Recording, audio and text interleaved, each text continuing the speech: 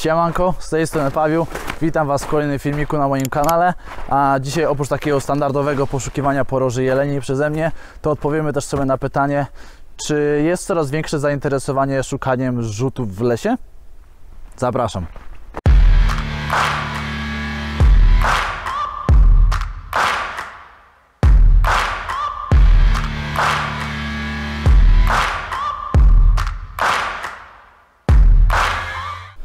Na wstępie może wytłumaczę osobom, które nie wiedzą, czym są zrzuty. Zrzutami nazywane jest poroże zrzucane co roku przez zwierzęta jeleniowate. U nas w Polsce są to sarny, daniele, jelenie i łosie. Czyli najprościej mówiąc, jeżeli mają je jeszcze na głowach, to jest poroże, a jeżeli je zrzuciły, no to już zrzut.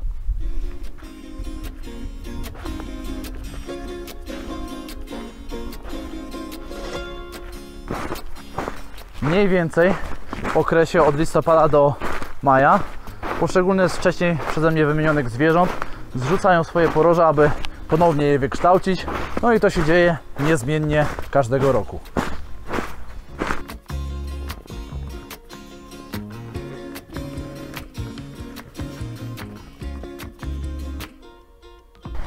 No i teraz przechodzimy do kolejnego etapu.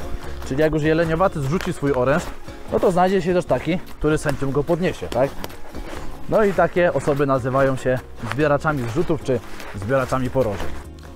Jedni robią to dla pieniędzy, inni dla zabicia czasu, jeszcze inni przy okazji przebywania w lesie, ale są też tacy, i to jest zdecydowana większość, którzy robią to z pasji i każde znalezione przez nich poroże jest dla nich wyjątkowe. Ja jestem tutaj pomiędzy tymi, którzy spacerują po lesie, a którzy robią to z pasji, z tego względu, że nie jestem jakimś zagorzałym kolekcjonerem. Bardziej interesują mnie emocje towarzyszące przy znalezieniu poroża, no bo jednak nie jest to takie proste.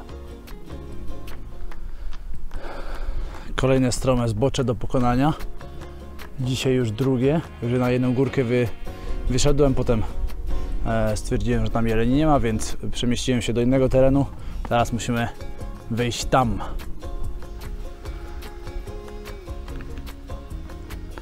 Ładnie. A spokojnie sobie przejdę w drugim kierunku. Nie powinno być problemów.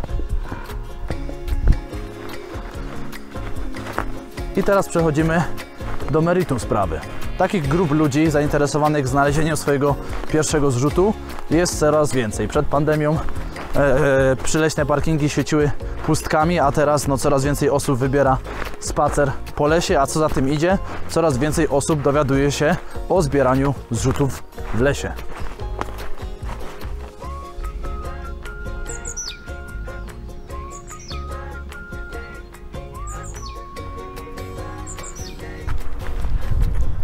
Na takie leśne wyprawy jak dzisiaj, w takich górskich warunkach, no trzeba porządnie się ubrać. Ja mam bieliznę termoaktywną od Redline, tak samo komin. Kiedyś takich rzeczy nie stosowałem i było mi wiecznie zimno, teraz już nie mam z tym problemu.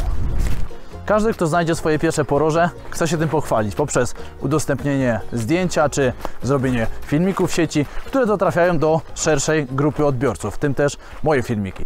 Ale nie widzę nic z tym złego, wydaje mi się, że w dobie internetu jest to całkowicie normalne, dopóki ludzie będą robić to z głową i nie będą nadmiernie niepokoić zwierzynę w ich ostojach.